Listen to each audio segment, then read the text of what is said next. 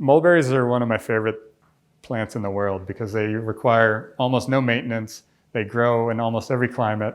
They produce prolific amount of berries, and the leaves are actually high in protein. This is a brand new presentation I created.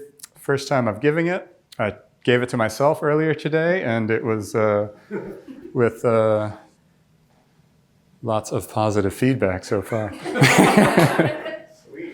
But the challenge with any intro to permaculture presentation is actually trying to figure out what to include and what not to include, because permaculture is very, very information intensive. So this is the intro to permaculture. This is basically what I'm using for this presentation.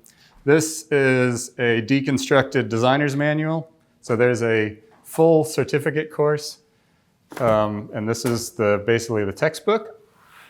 So for this presentation, I'm going to do about this much of this book. And like you could do about a 2-day course of just the intro book. And then the full certificate course is a 72-hour, generally over 12 days if it's in person. So it's a lot of information. And what my hope is we can do more presentations that are permaculture specific and kind of like build on this one. So I trying to focus on the main principles, because really describing permaculture can be a challenge because it's not one thing. It's like a system of connections and principles. So my intention is that after you learn these principles, you will be able to see how permaculture can be applied globally in all climates, cultures, and geographies, and in not just living systems, but all facets of our life. So before we get started, I just want to have a little story about some of my beginnings in permaculture and most of my permaculture experiences in aid projects. And one of my first introductions to permaculture was I was in Australia studying with Jeff Lawton, who's basically the world expert in permaculture. He's got a farm and demonstration site in Australia, and he let me tag along to him to a project in northern Vietnam. So I was in the mountains on a project in northern Vietnam, and then he got a call for a consultation in China for a sustainable chicken farm.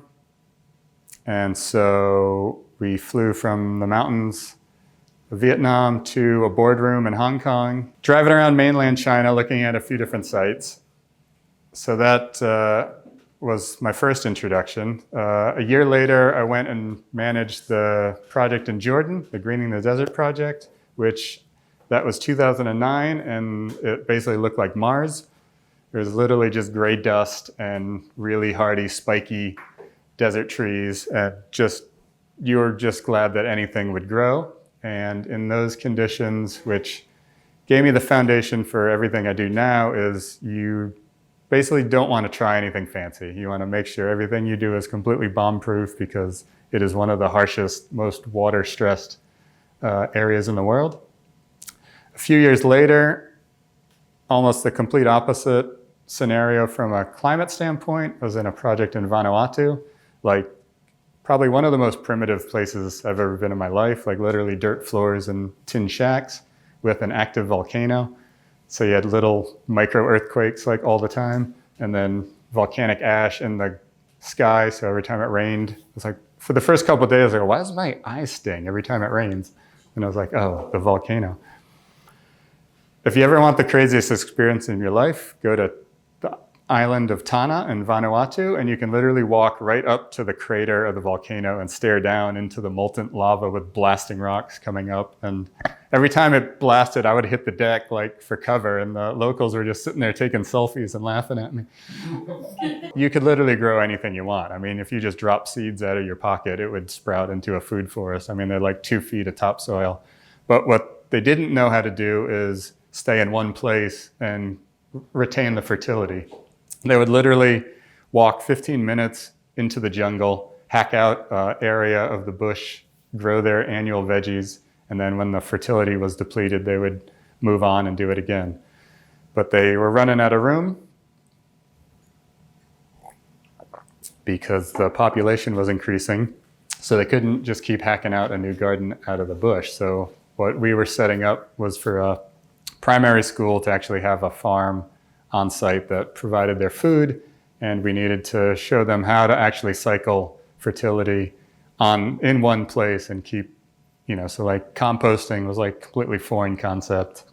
Fencing was like they didn't do fence. The craziest thing I've ever seen, they literally had cows tethered in one spot, no water, but yet there must have been enough moisture in the morning that they would get enough water by like eating the grass that was covered in dew. But I mean, the animals looked healthy, but they would just like stick a stake in the ground, tie the cow to the rope, and then every now and then the cow would break free and just be running wild. And then of course it would end up in the garden. So I spent 3 weeks just trying to get the jankiest chicken wire you ever seen in your life to keep the chickens out so we could actually plant vegetables. But anyway, I say all that because it just demonstrates that permaculture can be applied anywhere in the craziest places, and you never know where it will take you.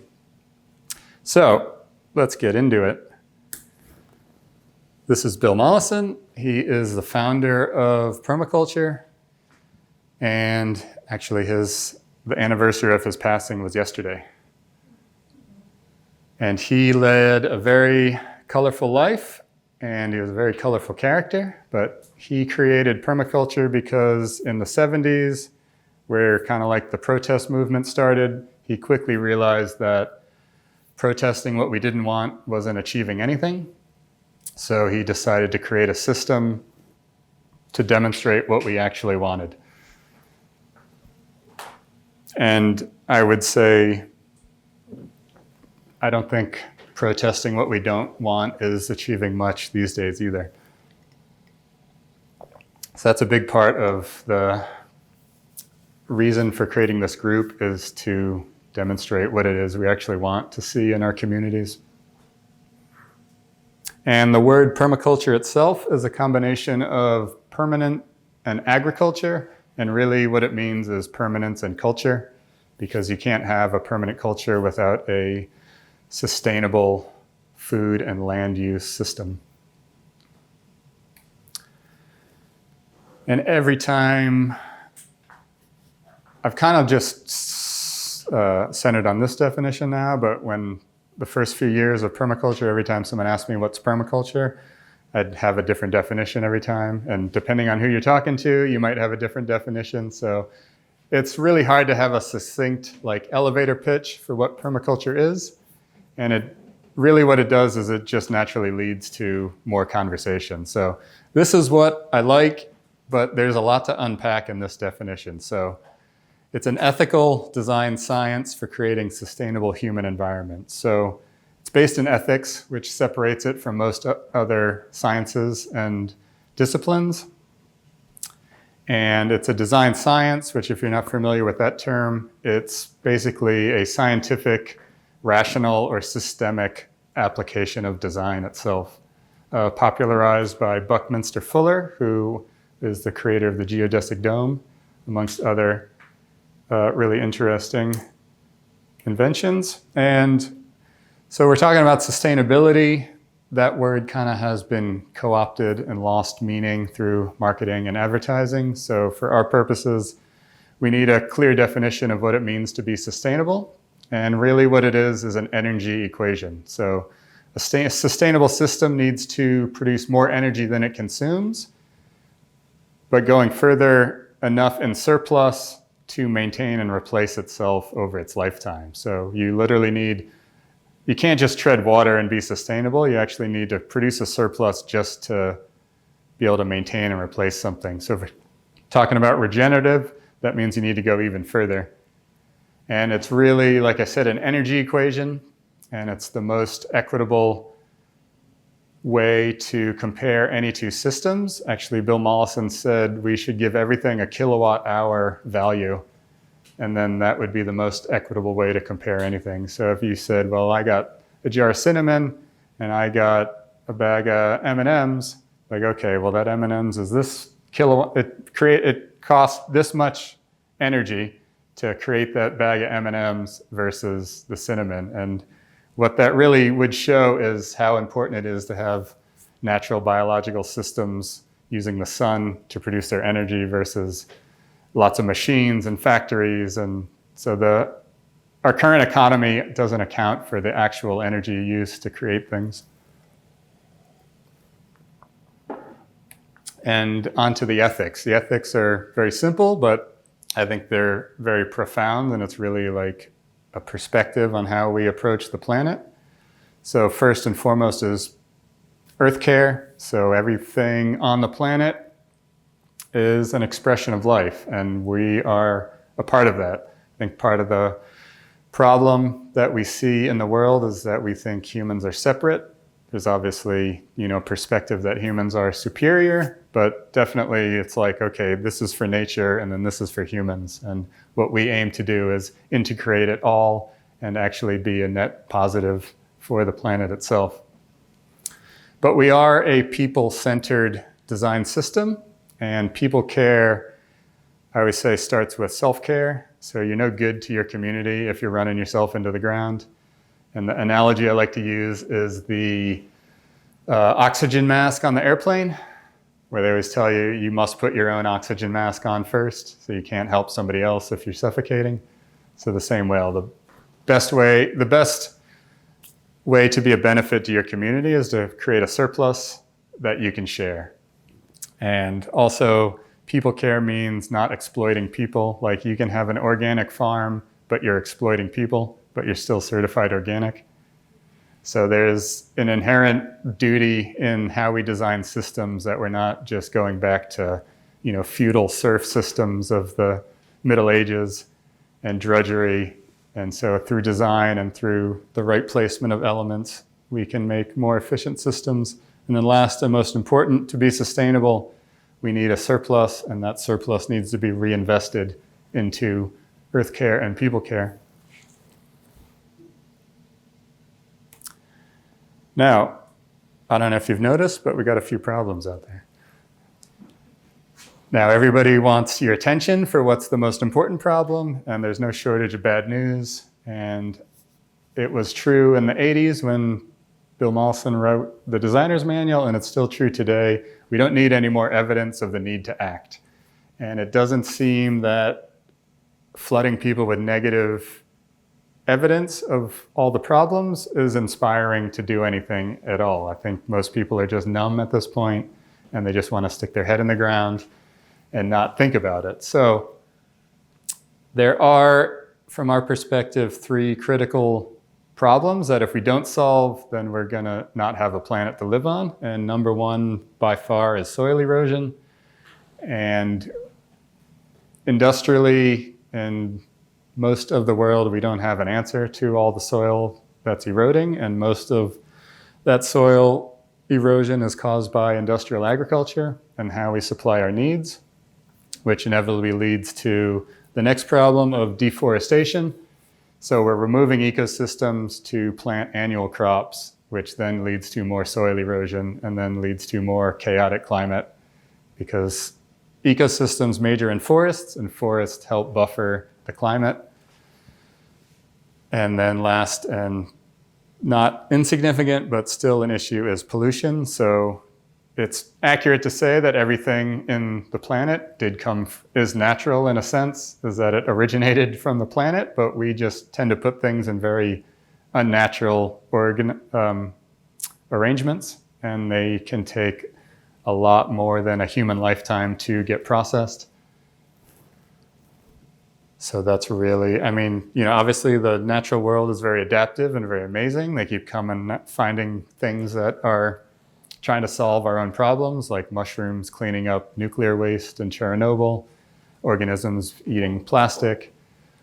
But if we're overstressing the environment, then it can't, and there's too much for it to process, then it can't do both. So the more we can alleviate the problem and create more ecosystems and more help for the planet, all the kind of weird things that we're doing can eventually be sorted out.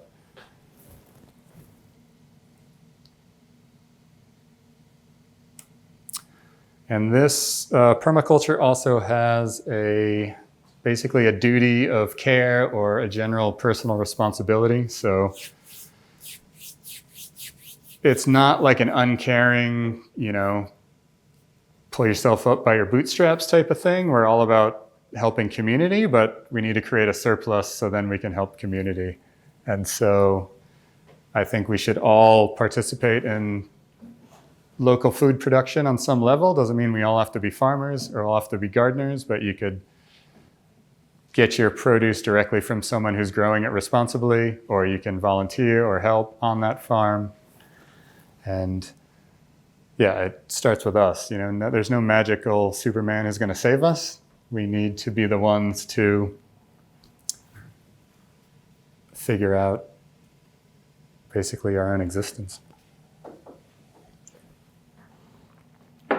And more importantly, figuring out what we need to do as a community and doing it together.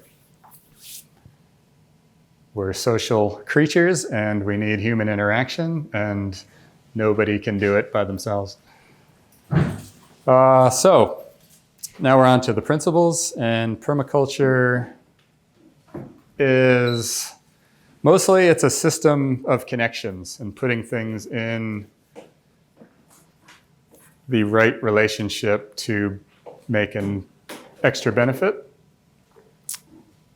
And sorry, I made a labyrinth for you.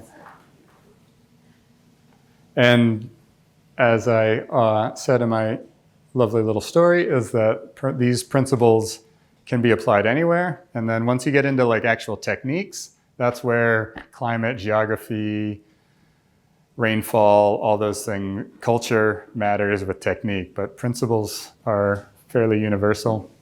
And the first one is relative location. So the core of permaculture is design, and design is about connections. So it's not so important about the chicken, the tree, or the water, but how the chicken, tree, and the water connect and what their relationship is. So permaculture can make that connection, and then eventually you can feed the chicken from the tree. And also permaculture connects disciplines. So permaculture is not any one discipline, it's not any one technique. You could think of it as a wardrobe or a toolbox where other disciplines fit inside it. So organic gardening, agroforestry, biodynamics, aquaculture, all these things can fit inside a permaculture system. And then it's up to the designer to decide which one is the most appropriate for the application. And also, all those systems can supply our needs from a food and wildlife perspective, but they're not going to have how to create a community group, how to do financial and legal structures. So a big part of permaculture is the economics and the financial and the legal structures, what we call like invisible structures. And that's sometimes more important to actually make a viable growing system is, okay, in this still money-driven world, can you make it work?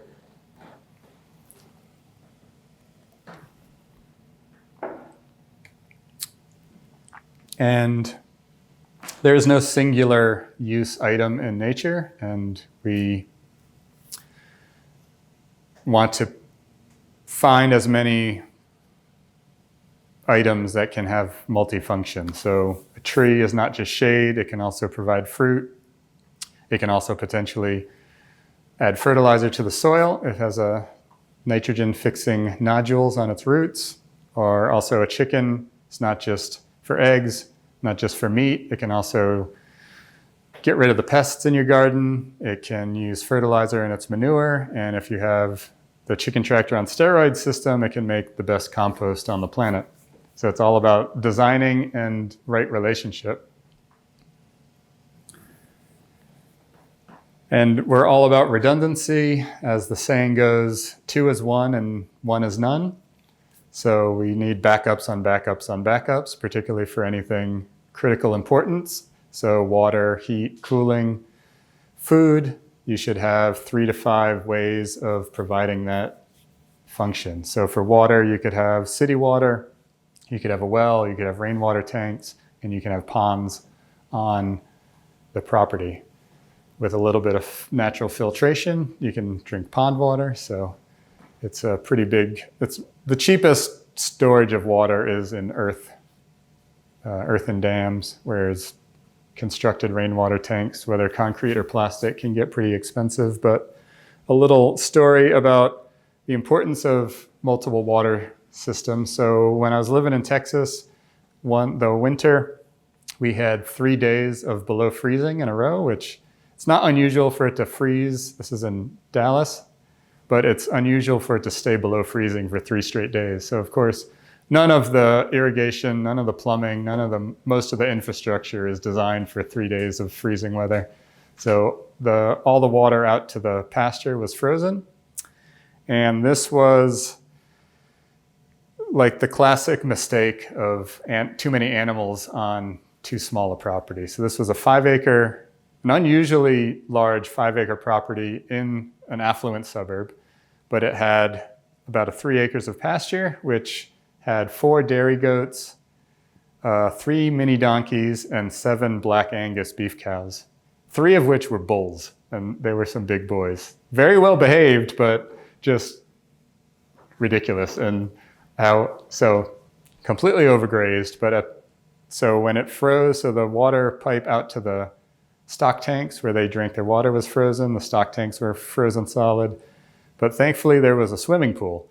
So I got a couple 55-gallon barrels in the back of the 4x4, and that's had multiple trips for 3 days to go and pour water into the frozen stock tanks. But without that swimming pool, it would have been trying to fill up a 55-gallon drum from the faucet in the kitchen would have taken half the day. So redundancies and backups.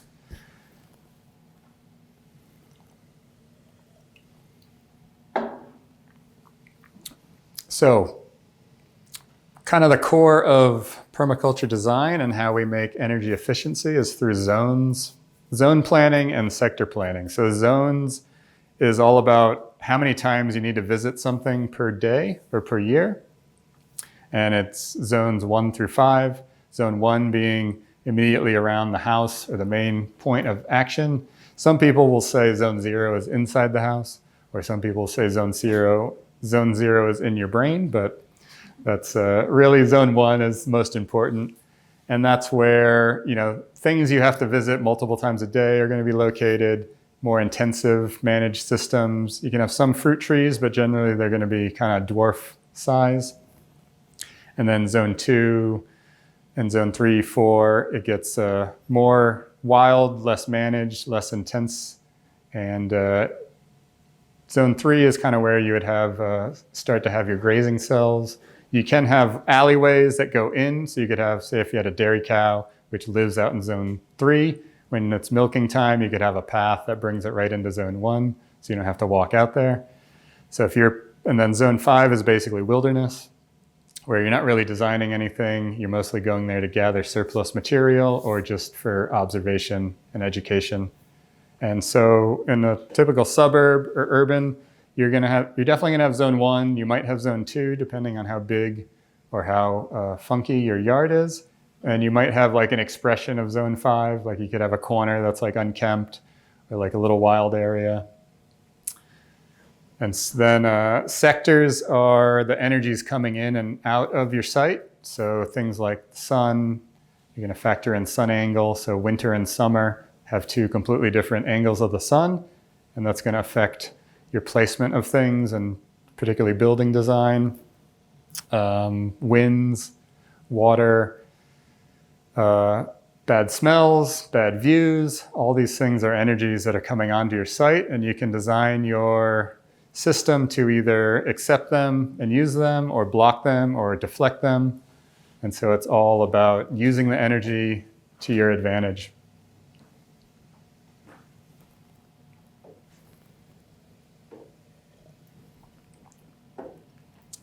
As much as possible, we like to use biological resources because they're the most renewable and the most, particularly in a small scale system.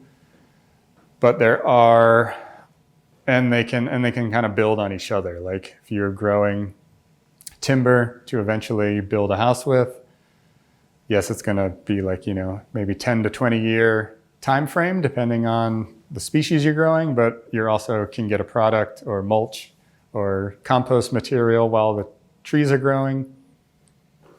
Whereas machinery and non-natural materials can be very useful.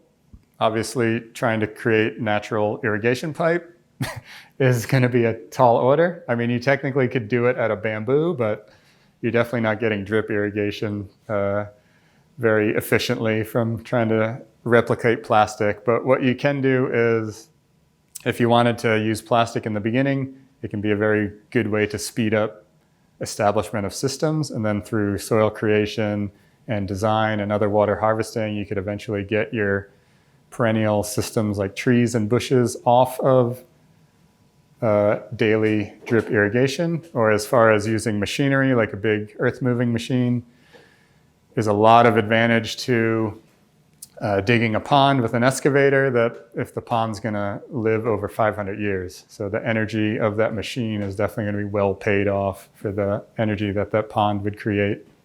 So there's a lot of people who get very like myopic and everything's got to be natural. I'm only going to use hand tools. And it's like, okay, I'll see you in 20 years when you're still trying to, grow a garden. So it's all about energy, and how you're using that appropriate techniques. Like you could get 1,000 people to do the work of a 25-ton excavator, but good luck organizing 1,000 people in America to do anything. And you got to feed them, and you got to house them. So a bit of diesel fuel to build some really long-lasting systems is well worth it.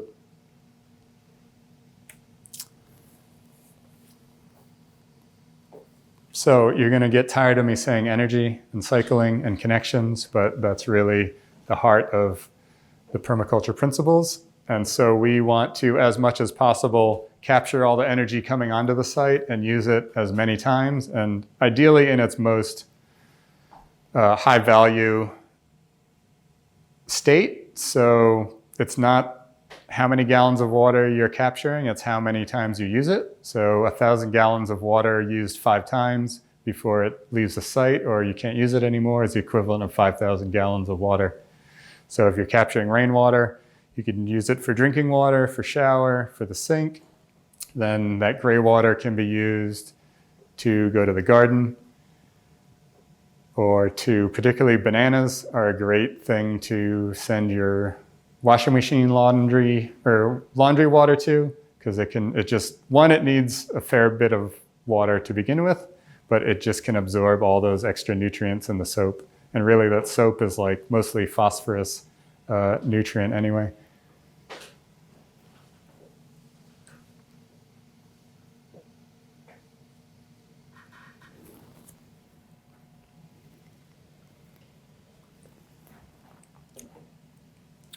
Scale is one of the big factors of what causes problems. Most of our food systems particularly are industrial scale, and all the inefficiencies and exploitation that come along with growing something far away and then transporting it to where people are. So and small scale systems are actually more productive per square foot. So if you took the production you could get in a small suburban lot and put that over like an industrial size, it would be ridiculous. But obviously you can't do it over that largest size, because it's the attention that you can give to a small system is why it's more productive, why you can fit more really densely packed species into a small system, because you're always there, you're always making adjustments. Whereas once you get too big, it just gets oversimplified and inefficient. And so one of the biggest changes I believe we need to make is to return most of our food production to where we live.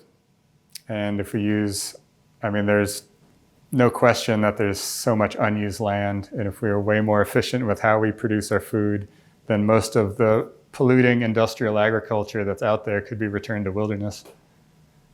which would be a much more positive effect to the biosphere than what's currently happening.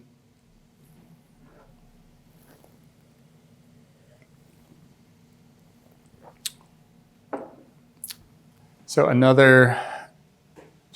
humans have the unique ability to choose how they behave, whereas all other creatures on the planet more or less can just be what they are. Like a fox can't wake up and decide to be a beaver one day, and vice versa.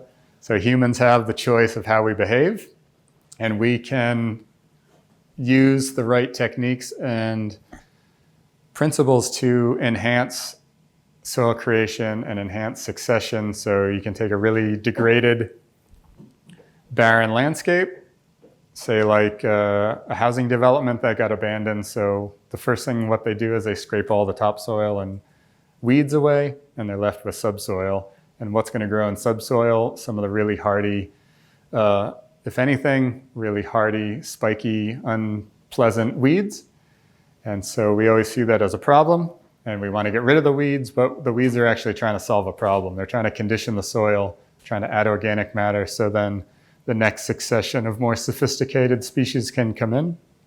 So we can use that process to our advantage. So we can stack in the beginning a system full of what a lot of people would call invasives or weedy species. But if you have the management and the time perspective of what eventually it's going to be, like weedy species don't have a place in a really rich, fertile garden because they don't have a purpose to be there anymore. So they're not going to take over. Whereas most weeds that come up in your really rich vegetable garden, they're really easy to pop out if you get any at all. Whereas if you have a really hard-packed, poor soil, is a lot of times where the weeds are going to germinate because the conditions for them to germinate are what's happening there.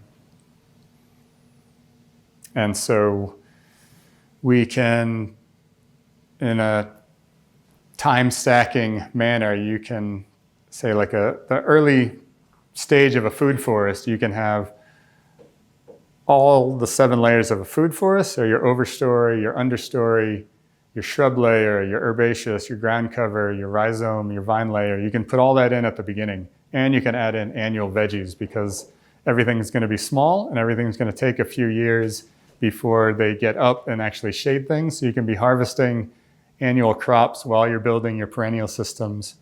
And then once the perennial systems take over, you're going to have less work, but you're going to get more production. So that's the advantage of, say, like shrubs, trees, fruit trees, is in the beginning, there's a bit more work to establish, but once they're established, they need less care, but their production goes up.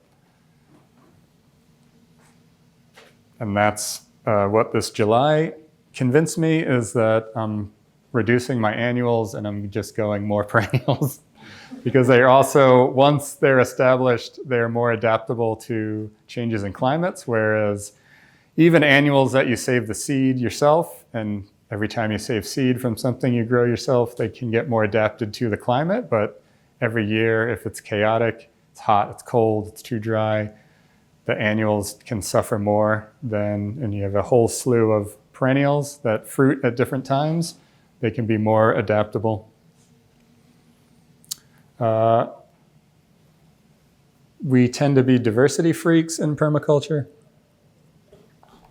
I think Eric Seider, who wrote the Permaculture Plants book, he's had a demonstration site in Massachusetts. I think he started with 300 plants, like all mostly perennials, and he reduced it down to 200 in like maybe a tenth of an acre. So that's like just diversity stacking to the T. But really, it's not just throwing out a bunch of crazy random things. It's the connections, it's the functional connections to elements that make stability. So if you just litter your site with all kinds of crazy different plants, it's going to just naturally simplify. But it's really finding the connections that lead to stability and security. So if any one thing goes out, you have 3 or 5 other things that you can still use. Like there's a saying about a fishing net, it can lose 80% of its connections and still functionally catch fish.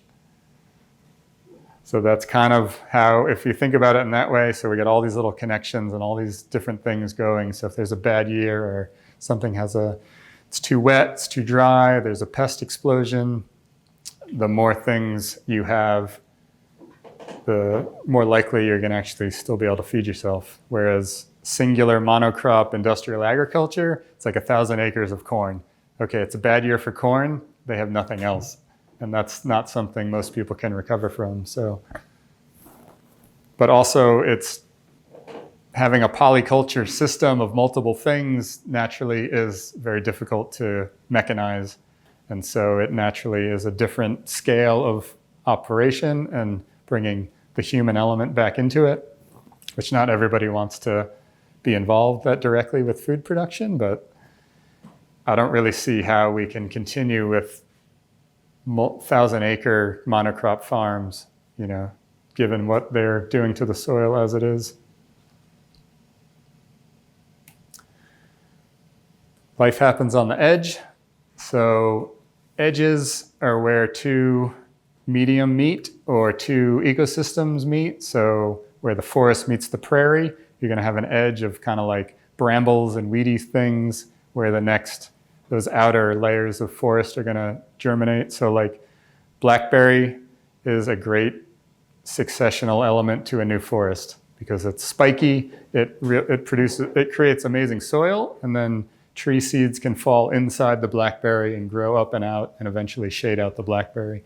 So it's obviously not human friendly because it's, the wild blackberry is very spiky, but you can use it to your advantage while you're growing other things. So you could cut a hole out in the middle of the blackberry and potentially have a deer protected fruit tree fence.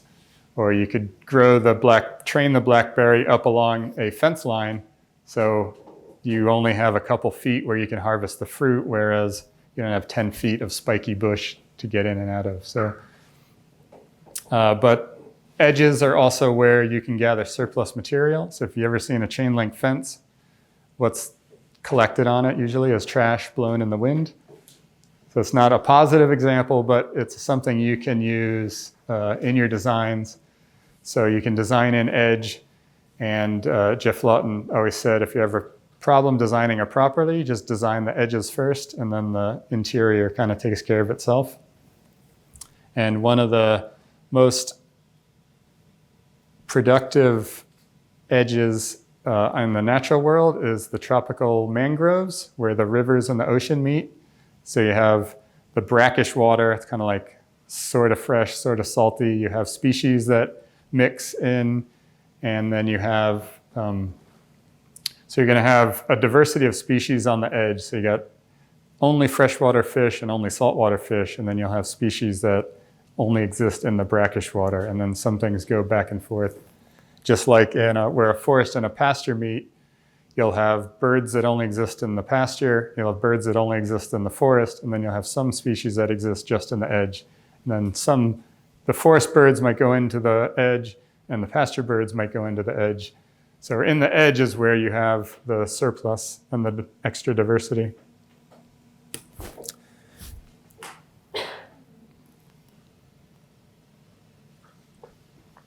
That's one of my favorites. It's really a way of changing your perspective and turning a positive into a negative. So instead of fighting nature or fighting problems, we can say, okay, it's not that you have a snail and slug problem, maybe you have a duck deficiency, because ducks love eating snails and slugs. So instead of tearing your hair out to figure out how to get rid of these slugs, you could bring in ducks and then have free eggs. Doesn't mean you necessarily might have an appropriate system for ducks, but it's just a way of thinking about the problem. Whereas another way to look at it is in the Delta, they have a big problem with this aquatic plant called water hyacinth. And mostly why it's so prolific is because of all the agricultural runoff from the farms going into the Delta. So there's all this massive extra nutrient. That's what the water hyacinth is trying to do. It's great at sucking up extra nutrient from the water, but people see, oh, this water hyacinth is causing a problem, so it's ruining the local ecosystem. So maybe you don't have a water hyacinth problem, maybe you have a water buffalo deficiency. Water buffaloes love eating aquatic plants, and they actually have really healthy milk. So instead of us using a lot of energy or seeing it as a problem, maybe we bring in a load of water buffalo and eat all the water hyacinth.